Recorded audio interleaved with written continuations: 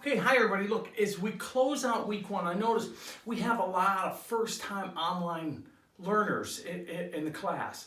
So I wanted to post this to offer up some thoughts on that. To be successful in online classrooms, you have to be specific when you write. Okay, now all of you text all the time and you email all the time, but in sort of like the online classroom, see, we don't have a face-to-face interaction. So if, like, for example, our first discussion, this class was about types of democracy. See, if you say a representative democracy is where people choose their representatives, that's a statement.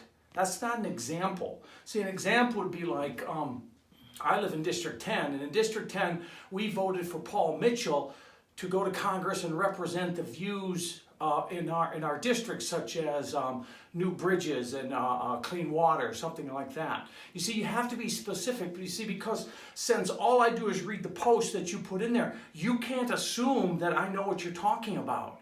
So you have to be very specific with your discussion posts. You have to be very specific with the papers that you write for me, and especially on the final exam. Go in the rubrics tab on the left-hand side of on the page there, and you'll see what I'm looking for, and there'll always be something about examples.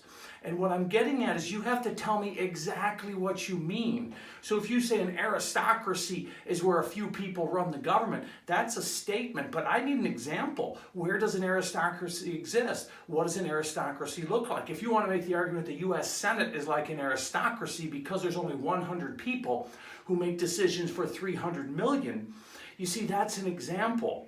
All right, so in an online classroom, when you're writing for whatever professor it is, whether it's a discussion post or a paper, you have to be very, very specific about what you mean. You can't just throw out a concept because, see, I'm not there to say, hey, Paul, what did you mean by that? Okay, or Tabitha, you said majoritarian politics. What do you mean by majoritarian politics? So you have to explain those concepts.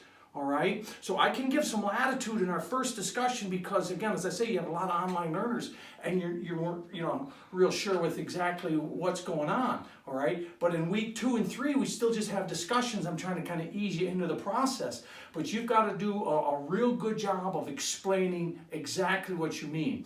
In an online classroom, if you try to give the minimum, the grade will reflect the minimum.